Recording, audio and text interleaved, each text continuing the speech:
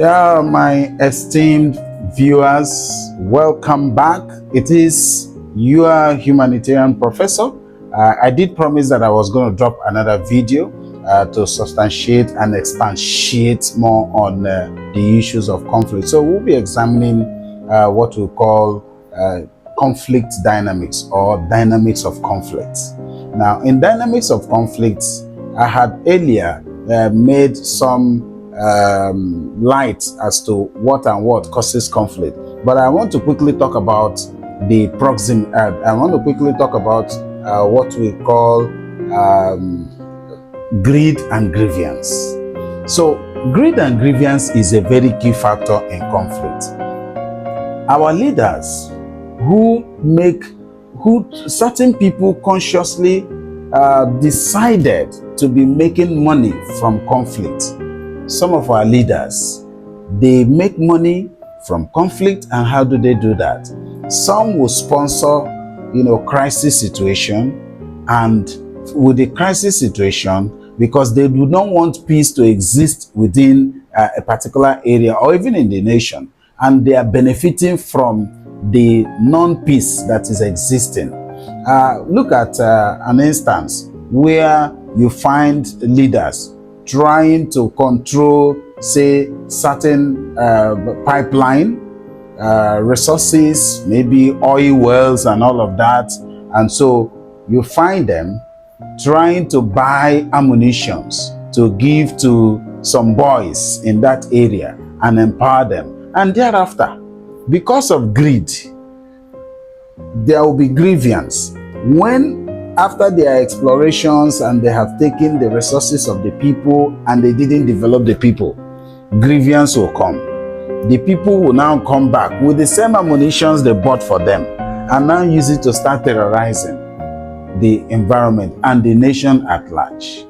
Now, because of grievance, because of greed, those who are in leadership authorities, even when some resources are discovered in some regions of the country, would not want to make it available for national economic progress. Rather, they want it for their own selfish interest and selfish gain. So as they are doing that, other people will regroup and they want to come and oppose that. And in the course of opposing that, conflicts will occur. Now, let's look at the main dynamics. In conflict, you need to check what are the causes. In conflict, you need to check who are the actors. In conflict, you need to check both state actors and non-state actors. Now, I want to concentrate a little more on actors of conflict. Sometimes conflicts are sponsored. Even under international politics, we have some of the big power plays, countries that are very influential and that possess economic power. That's what we call, where we also find what we call the economic of war, the economy of war, where some countries, because they want to control your resources, will come.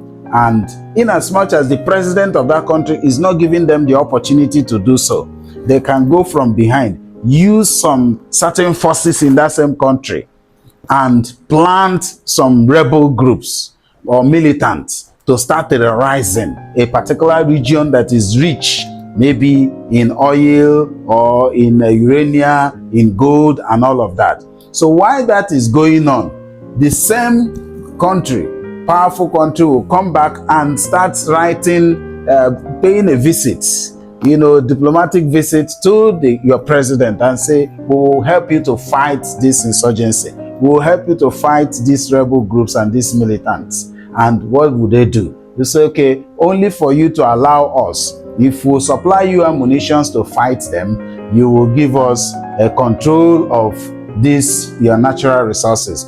Can you now see that there's external factors when it comes to major conflicts of high propensity, where there is tension that has built at a high level, where it requires external influence, it requires huge resources before it can be quelled. And so you have that happening even as you talk about the Ukraine and Russia war, it's economic war. You talk about the war in Israel and the Palestinian and all of that. It's simply economic war, because most of world powerful countries want to continue to remain powerful, influential economically. They want to control. So I just also do not want to talk more on some of the controversial issues that led to the killing of Muammar Gaddafi and some other powerful African leaders, just because they were interested in the resources of the people. So external factors play a very key, or non-state actors also play a very key role when it comes to fueling conflict situations in some country. Resource control is a very big issue when it comes to, aside from religion and ethnicity.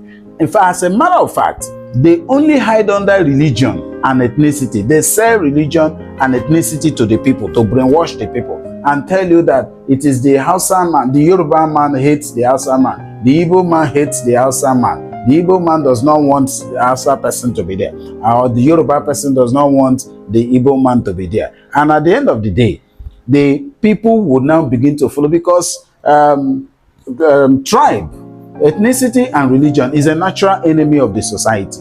So they will now start, venting their anger based on religious sentiment, not knowing that those people who are sponsoring this are interested in taking the resources and controlling power, and the masses, the vast majority of the masses, will start fighting, based on religion and all of that. And they have used ethnicity and they have used religion to continue to divide the people. So it is even high time that people wake up to that and realize that religion is not our problem. Ethnicity is not our problem. It's just the economy of war. There are people who are making so much money from militancy. Do you know there are so many people making so much money from insecurity? Some of our influential leaders are benefiting from the kidnapping, benefiting from the insecurity.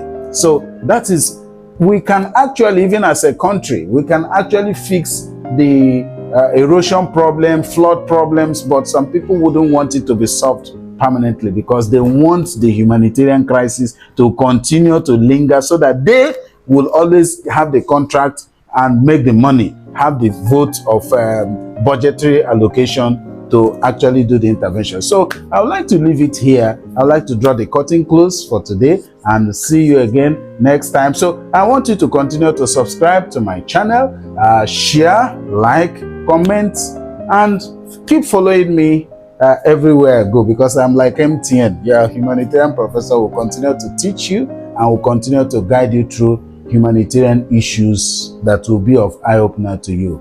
Thank you, and God bless you.